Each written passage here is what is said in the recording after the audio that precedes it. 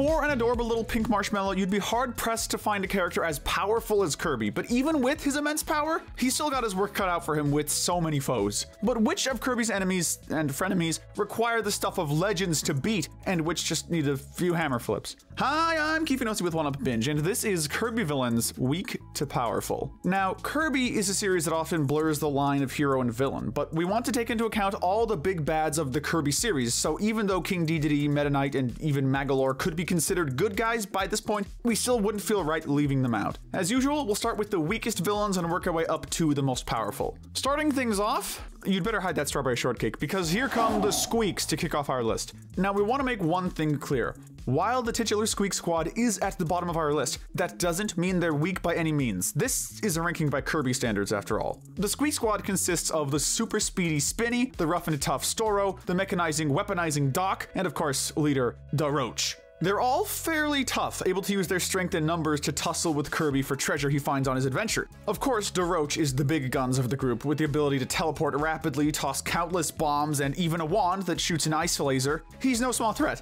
He's made even more powerful with the influence of Dark Nebula, who possesses him as the penultimate boss. The Squeaks each have their own quirks, complete with a leader who keeps them together, but we have to put them at the bottom. This isn't because of any particular weaknesses they have, they're just a much smaller scale threat than any other villains on this list.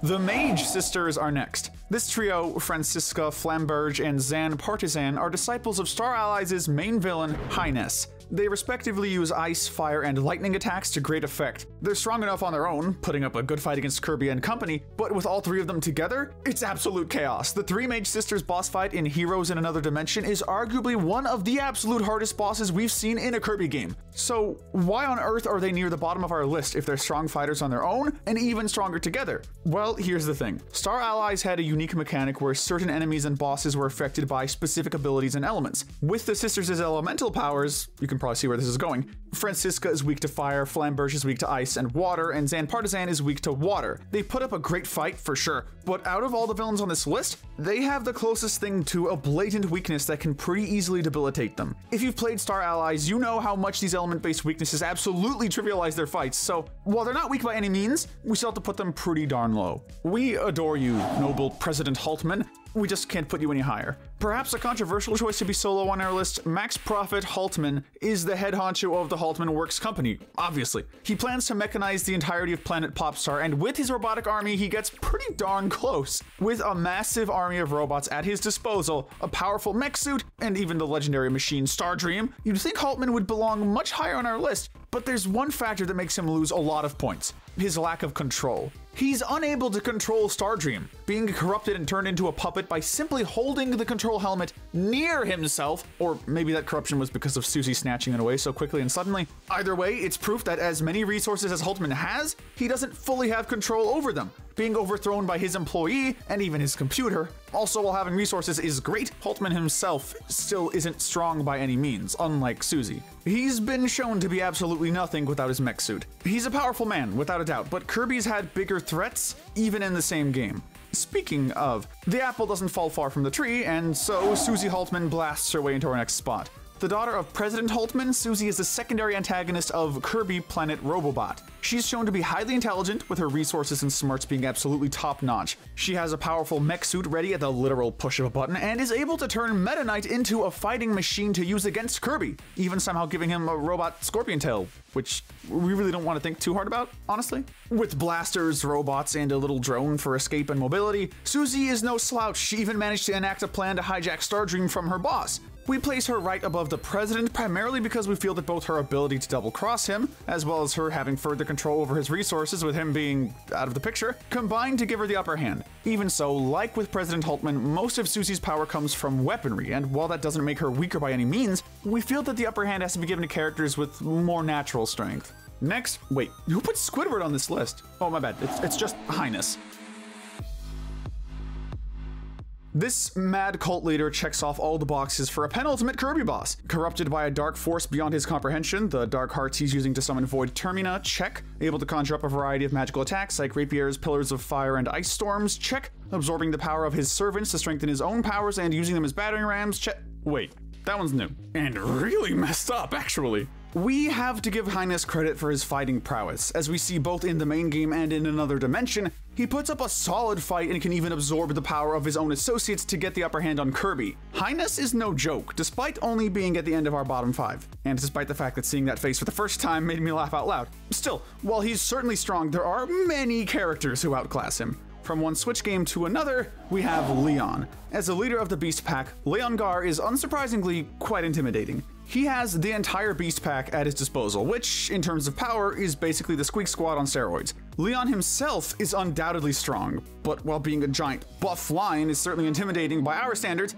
by Kirby's, it's not really that special. We do give him points for having some immense strength, as well as unquestionable authority over the Beast Pack. According to Clarwillian, his being controlled by Elphalus was pretty evident, but they still stuck by him. That said, we also have to dock some points for one reason. As strong as Leon is, he's also a pawn for the main villain of Forgotten Land, Fecto Elphalus. It may seem unfair to dock him points for that, as honestly most main villains in the Kirby franchise are either possessed or influenced by greater evils at some point. But in Leon's case, Fecto has completely taken over his body and mind, and while much of the strength we see in his boss fight is indeed his own, the more flashy attacks like mouth lasers and giant force fields of death are all Fecto Elphalus. Leon is still strong, don't get us wrong, but there are certainly greater threats. Still, we can't help but wonder what Leon is capable of on his own. Though debatable as a villain, Galactic Nova definitely deserves a mention in our book.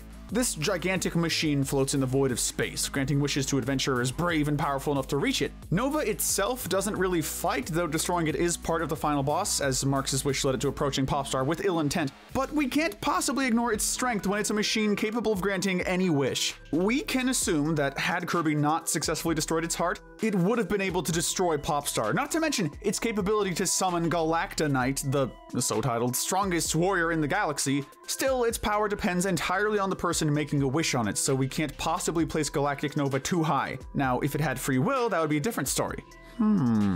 Well, anyway, Taranza weaves his way into our next spot. To some, he might seem to be a bit high on our list, but hear us out. Taranza is one of the few Kirby villains to not have a boss fight in his debut appearance, in Triple Deluxe. Even with this being considered, however, he still has some impressive feats. He can shoot powerful blasts of energy, one of which was enough to incapacitate and kidnap King Dedede, who is one of Dreamland's strongest inhabitants. He can also strengthen and control others as puppets throughout Kirby's quest to save King Dedede. He's the one who empowers most of the bosses Kirby fights along the way, and also strengthens and controls King Dedede. When Taranza becomes playable in Kirby Star Allies, he can also trap his opponents in webs, grow a miniature Dreamstalk, and even summon a Phantom of Queen Sectonia for some quick and powerful damage. Taranza has one of the most varied power sets in the world of Kirby, and in the Kirby Clash games, we see him transformed into Dark Taranza, enhancing his power even further through finally giving us a pretty sweet boss fight with him. Though some of that's admittedly due to another villain's influence, but we'll get to that later. Taranza has plenty of tricks up his sleeve and has some impressive feats. We'd definitely have to place him higher, were it not for the fact that he isn't as durable as other villains. He's undoubtedly a tough fighter with plenty of resources, but considering how easily Queen Sectonia blasted him off the roof of her castle out of anger, we can at least say he isn't quite final boss level. Yin Yarn is next. Dang it, why didn't we save the weave pun for him? Oh well. We honestly had a hard time placing this guy, and we really aren't sure whether our take here is controversial or not. Yin Yarn can conjure up and control weapons and creatures made of yarn, and while that wouldn't be that impressive on its own, at least compared to other characters in the series, a sock around his neck has a portal to his home world of Patchland. By sucking the inhabitants of Dreamland into it, he can transport them there and turn them into yarn. This, of course, requires him to get the jump on them, but once they're in his world, he basically has full control over them. He manages to turn the entirety of Dreamland into yarn and patches, and to take control over Meta Knight and King Dedede to turn them against Kirby. We still aren't sure what exactly Yin Yarn was planning to do with it, but having the ability to change the literal fabric of an entire dimension should not be understated. Despite all this though, he was pretty easily defeated by Kirby, so we can't give him too much credit. You might be a bit angry with us for even including Dark Nebula, let alone putting him anywhere but the bottom, but while this was quite possibly, and infamously, the worst final boss in Kirby history, it still isn't weak by any means. Dark Nebula checks all the boxes for a dark force of evil and demon possession that Kirby's adventures are known for. It has some neat elemental powers, greatly increases the power of anyone it comes into contact with, and can only be defeated with the legendary Triple Star, originally wielded by Daroche. The difference between Dark Nebula and many of the other dark villains in Kirby games is that Dark Nebula is trapped in a treasure chest. We're not sure how the chest was enough to hold it, and the implication is that King Dedede was guarding it before Kirby unwittingly led the Squeaks to it, but nonetheless, there's only so much credit we can give the so-called ruler of the underworld if he's just stuck in a box and then beaten. Some boxes are better left closed. Another darkness-shrouding villain, the light-hating Necrodius, is worth a mention. Appearing solely as the villain of Kirby Mass Attack, Necrodius manages to split Kirby into 10 tiny versions of himself, rendering him unable to use his usual copy ability powers. Inhibiting Kirby to this extent is pretty darn impressive, not to mention Necrodius' huge army of Scullies and his ability to control enemies and bosses to attack Kirby. DDD just can't catch a break, huh? We can acknowledge that he's strong, but when other villains have required much more to be taken down, we just can't place him any higher. With that being noted, let's talk about the very first villain whose defeat required a special weapon, the Nightmare Wizard. The final boss and main villain of Kirby's Adventure and Nightmare in Dreamland, Nightmare Wizard is one of the lesser appearing villains in the Kirby series, only showing up in those two games, Super Kirby Clash, and the occasional cameo. Nonetheless, this wizard leaves an impact. He was enough of a threat that his very presence turned all of Dreamland's dreams into nightmares, and King Dedede felt uneasy enough to enact a plan to keep him at bay. Defeating Nightmare required the power of the Star Rod, and it was no easy task. Nightmare has an impervious cloak, requiring Kirby to use the Star Rod with great precision to get bullets inside of his armor. He also possesses great powers of speed and teleportation, and can fire strong star-shaped projectiles at Kirby. He also has his Nightmare Orb form, with even greater mobility and projectile control. Nightmare Wizard definitely lives up to his name, but as long as the Star Rod, as well as Kirby and King Dedede, are around, there's not too much to worry about. We now move on to one of the most iconic Kirby villains, Marx from Kirby Superstar. Placing one of Kirby's most memorable and popular villains, this flow definitely warrants some explanation. So, Marx is a powerful jester who likes to bounce around on a beach ball wherever he goes. Like Taranza, he has a lot of tricks up his sleeves. These include, bear with us, exploding beach balls, giant wings, laser beams, black holes, teleportation, extreme speed, sharp boomerang-shaped blasts of energy, seeds that turn into long thorny vines, ice energy bombs, etc. He's also cunning, able to trick the sun and moon into fighting and getting Kirby to summon Galactic Nova to stop them, only to steal the wish for himself at the last moment, wishing to destroy Popstar. Marx was also able to survive being beaten by Kirby as he returns as a dream friend in Kirby Star Allies, showing that floating in the void of space for many, many years was no problem whatsoever for him. There's no denying that Marx is an absolute powerhouse, but he's just not quite the godlike entity that many of the further entries are. It's also worth noting that defeating him didn't require the use of any special weapons nor abilities, which separates him from most of the more powerful baddies. For our next entry, let's reflect on the mysterious dimensional mirror to talk about Dark Mind and Dark Meta Knight.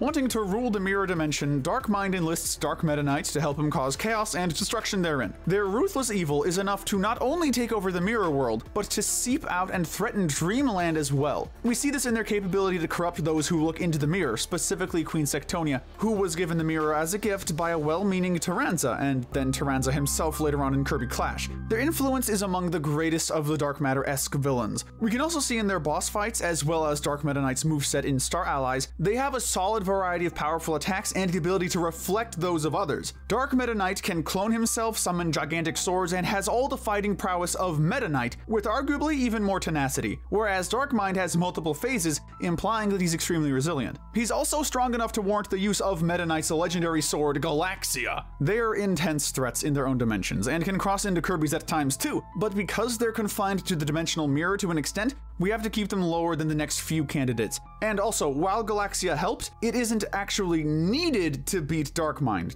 Just a note. Moving from reflections to royalty, next up is Queen Sectonia. A once-kind queen of Floralia, Sectonia was tragically corrupted by the dimensional mirror, which was given to her as a gift from Taranza. The now cruel insect monarch can teleport, conjure weapons and platforms, has an army of loyal bug soldiers she can summon anytime, as well as Taranza, and rules Floralia with an iron fist. Her vanity causes her to merge with the Dreamstalk, becoming a massive foe who envelops planet Popstar, making her one of Kirby's largest foes to date. She has control over countless vines and flower eyeball minion things. They can shoot explosives at Kirby, conjure a shield with a few weak points, and can shoot massive lasers at Kirby, which Sectonia joins them for. Sectonia even manages to restrain Kirby momentarily, a feat very few of Kirby's opponents can lay claim to. It takes Kirby using the Miracle Fruit to gain Hypernova and reflect Sectonia's attacks back at her to ultimately take her down. If you tick Sectonia off, it looks like you'll need a bit more than bug spray. And from royalty to artistry, Glacia and the Dark Crafter are up next. Hailing from Kirby and the Rainbow Curse, Glacia works alongside Aline to create Seventopia. Due to her excellent sculpting skills, however, the Dark Crafter possesses her to take all the color away from Dreamland, paralyzing everyone therein, so it can take over. In addition to this already impressive feat, the final boss of the game shows just how formidable they are. With a powerful force field that can only be broken by her own projectiles, as well as the ability to conjure up a variety of powerful weapons, Glacia is quite the tough customer, and while she's able to be defeated by Kirby just repeatedly ramming into her, Dark Crafter requires the rocket transformation and can only be damaged with being rammed into by Kirby, after being charged. There are more durable bosses out there, but these two get points for just how effectively they managed to incapacitate Popstar. Had Aleem not been able to restore Kirby and Bandana D's color, the land very well might have been doomed. Landing just outside the top 10 is Drasha. The villain of Kirby Canvas Curse, Drasha is the original wielder of the magical paintbrush, which she uses to turn Dreamland into a work of art, and also remove Kirby's limbs, making it so that he's only able to move with the lines drawn by said paintbrush. Like Necrodius, Dark Crafter, and Yin Yarn, she's able to completely alter the fabric of Dreamland and turn its strongest inhabitants into limbless balls, even Meta Knight and King Dedede. But we feel like she deserves even further credit than those three, because rather than needing to manipulate Dreamland's subjects, or anyone really, Drasha is able to draw subjects to do her bidding and inhibit Kirby. She essentially rebuilds the fabric of the world and truly shapes it to do her bidding. She's practically a more threatening version of Yin Yarn. It's also worth noting that Kirby still had his copy abilities in Canvas Curse, implying that Drasha is a bit more durable than our last entries for having to withstand that. She also lasts longer, having the very first Soul fight in the series, and since it's not delegated to the True Arena, which didn't even exist yet, we don't even have to debate whether it's canon. Drasha is no doubt a threat, and honestly, we'd love to see what she could do in a main series Kirby title. I love Canvas Curse though. What? What's with all the weird looks? Fine, let's explain why the Master Crown made it to our top 10. Magolor's plot to steal this source of limitless power by manipulating Kirby and friends to reach it for him initially seems eerily similar to Marx's plan to make that wish on Galactic Nova. The difference, however, is that while both of them grant extreme power to their users to grant their desires of world domination or what have you, the Master Crown sort of has a mind of its own. We see this in the final phase of Magolor's boss fight, in which it's revealed that the Master Crown takes over Magolor's body, disfiguring it beyond recognition with no desire to do anything but destroy and dominate the universe. As you do. It's able to open rifts to other worlds, strike with interdimensional thorns, shoot beams of energy, summon small enemies, and even use Kirby's super abilities against him. That darn Grand Hammer / Icy Floor combination still gets us every time. In the new Return to Dreamland Deluxe game's Magolor Epilogue mode, the Master Crown acts as the final boss, becoming a gigantic tree by harnessing the power of a gem apple. All of its powers return, as well as the confirmation that it can not only summon enemies from Dreamland, but another dimension entirely. It's absolutely wild to think that a source of this much power could possibly be only at our number 10 spot, but, well, it still requires a vessel to prosper. Said vessel also does grant it unique powers and forms, as we see with what it did to Magolor and the Gem Apple, but as powerful as Master Crown is, trust us, the remaining characters are where it gets really crazy. Without further ado, let's move on to Magolor. Giving people trust issues since 2011. Most of the powers we talked about in the Master Crown Soul fight during our last entry could be applied to Magolor as well. He can travel between dimensions with his ship, the Lore Star Cutter, which he can summon at any given time, has powerful energy sphere weapons, a shield that's completely invulnerable to anything that isn't a super ability, and a plethora of other attacks. Magolor is one of the heaviest hitters in the Kirby series, especially once Star Allies came around, where he had access to the Ultra Sword super ability. In the aforementioned Magolor Epilogue mode, we see him go on a quest to reclaim his powers. He has increased health, can fire massive laser beams, and can even open a gigantic black hole to devastate his opponents. Magolor has an insane variety of powers and attacks, and every last one of them hits hard. He even destroys the Master Crown entirely as an act of atonement for his earlier betrayal of Kirby. We forgive you, Magolor. Just please stay on our side this time. Star Dream, the prized supercomputer of President Haltman, finally shows up for our ranking. If you'll remember our entry on Nova earlier, think of Star Dream as Nova 2.0, basically.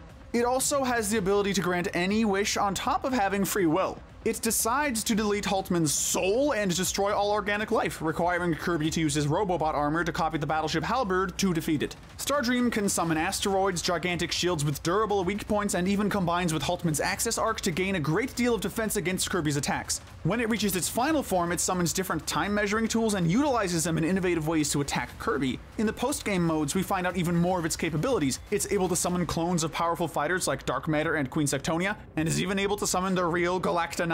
And in the True Arena, its heart has a last-ditch attack that can kill Kirby with just one hit. Star Dream is described perfectly by the game. It's a cold, heartless machine, and we'll tack on absolute menace to the universe to that as well. It's only this low on the list because the remaining characters are simply that strong. Galactonite might hold the title of greatest warrior in the galaxy, and is undoubtedly one of the coolest bosses in Kirby history. He's able to fight on even footing with Meta Knight, and as we see in Return to Dreamland, also with Kirby, King Dedede, and Bandana D. With lightning-fast strikes, a gigantic laser that pierces the sky, the ability to make swords and lightning rain from the sky, and even tear a hole in the fabric of Kirby's dimension to fire a giant laser beam at him, Galactonite is one of the most intimidating fighters Kirby has ever faced. Heck, in the end of Planet Robobot's Meta Nightmare Returns mode, he even destroys Stardream in one strike. Granted, it was Stardream's original form, but still, even the Robobot halberd took way more effort and time to take it down. The only thing keeping Galactonite from rising any higher is that,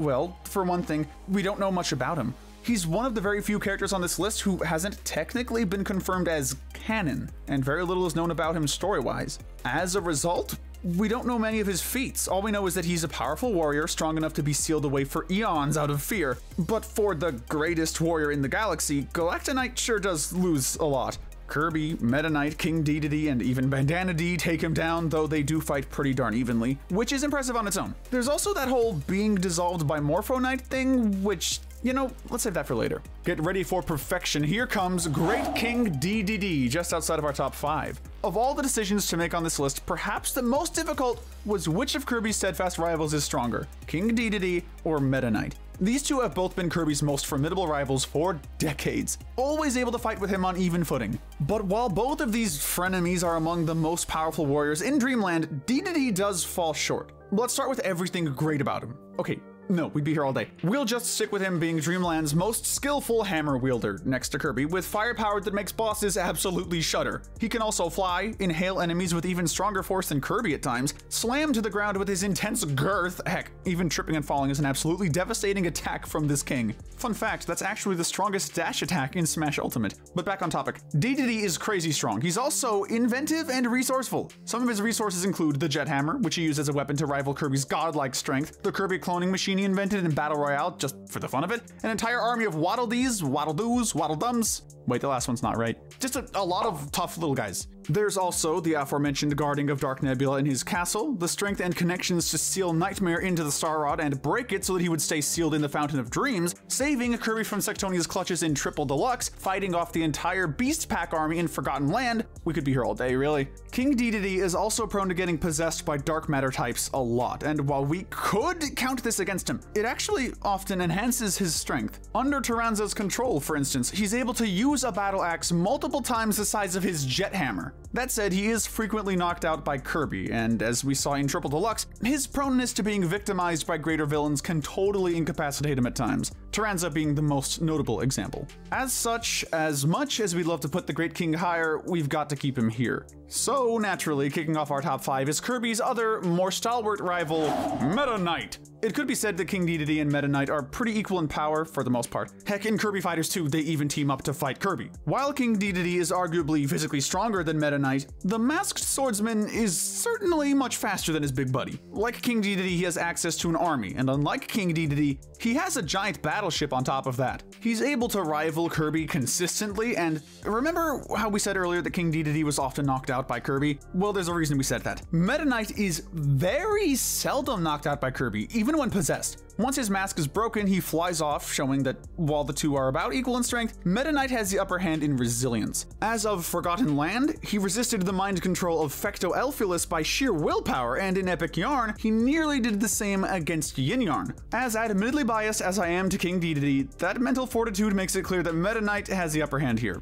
but just barely. That was from the scriptwriter's point of view, by the way. I think Meta Knight's cooler. And here we are, IDF-86, but you might recognize him as Fecto Elphilus. Before Kirby and the Forgotten Land release, there were two camps. Those who thought Elphilin would be the Twist final boss, and those who had faith he would remain a pure soul. Funnily enough, both camps were kinda right. Acting as the overarching antagonist of the game, Fecto Elphilus is the other half of Elphilin. Having gone on a rampage in the Forgotten Land, it was sealed away and more or less turned into a zoo exhibit. Elphilus managed to brainwash Leon, the leader of the Beast Pack, not only making him exponentially more powerful, but giving him control over the Beast Pack in its entirety. Its brainwashing extends even further, as it's able to take control over King Dedede as well, leading to him being at what's likely the strongest he's ever been. Combining its power with Elphilin's, Elphilus essentially turns into a god, able to open portals portals to another dimension, fire lasers, control spears from a distance, and even pull Kirby's entire planet through a vortex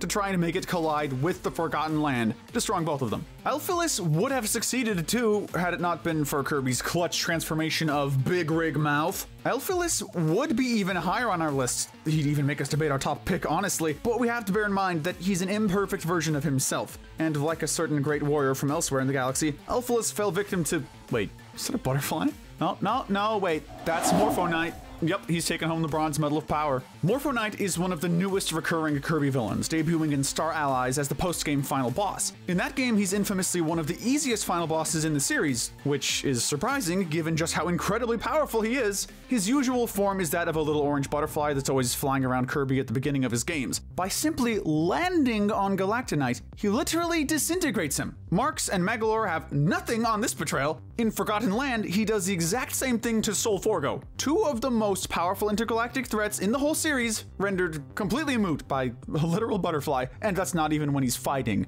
Morpho Knight can distort your perception of reality itself, confusing his opponents with sound waves that make them unable to move properly until they land another hit on him. He can also set up an inescapable border around his opponents, ensuring that it's a fight to the death, and has not one but two gigantic swords that can not only grow to Ultra Sword size, but also leave moving walls of fire in their wake. Morpho Knight also takes on the attributes of foes he absorbs, much like Kirby himself. When he absorbs Sol Forgo, for example, he can send its phantoms out against Kirby. Add to this his resilience, teleportation, and we can't stress this enough, his full-on deletion of two major villains, and you have arguably the most terrifying, mysterious character in the Kirby universe. And to think, we still have two more. The runner-up of Kirby's most powerful foes is the Dark Matter Army. Many of Kirby's opponents have had strong armies of enemies to work against the Pink Puff, but none have had quite as much influence as the Dark Matter Army. Primarily appearing in Kirby's Dream Land 2, 3, and Kirby 64, the Dark Matter forces are shown to be capable of shrouding the entirety of Kirby's planet in darkness, possessing its inhabitants and sending its own forces as invading soldiers. Poor King Dedede is the most frequent victim of their possession, and for Kirby to save him, he often has to collect special items to build legendary weapons, specifically the Rainbow Sword and Love Stick.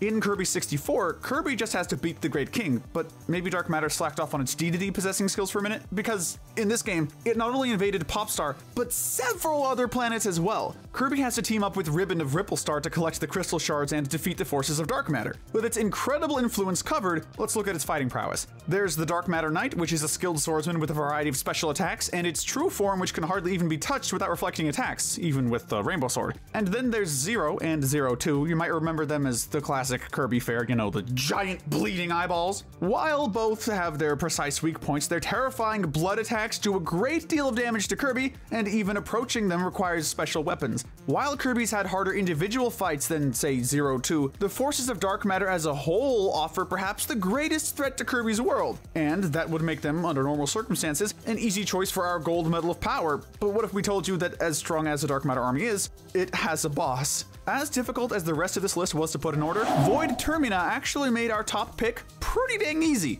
For those wondering what exactly Kirby is, Star Allies actually does provide the answer. He's the reincarnation of a god of endless destruction and power, and the source of dark matter. Yes, you heard us right. The source of dark matter and Kirby. Void Termina's first form is terrifying enough and blows every other version of dark matter out of the water. It's able to summon countless relics like gigantic swords, powerful wings, lightning spears, and wait for it, the freaking Master Crown. What makes this horrifying power even worse is that with only a few weak points on its body, Void Termina must be attacked on its armor with very precise aim and with the legendary Star Allies Sparkler to even get in on its heart. Once the heart is damaged, it rejects its attackers and becomes even more powerful, needing to be attacked on its armor again before its assailants can approach its soul. An eerily familiar faced ball of energy able to shoot giant lasers, grow needles, charge at Kirby, duplicate itself, you name it, it can probably do it. When Kirby and Void have their final standoff, it takes Kirby summoning the power of all his friends to ultimately get the upper hand on this monster. What Kirby is, a pure, incorruptible manifestation of positive energy and kindness, Void is the exact opposite. A cold, soulless being which only desires to dominate and destroy everything in its path. There's no shortage of powerful foes Kirby's faced, but there's just as little room for doubt that Void Termina is the absolute strongest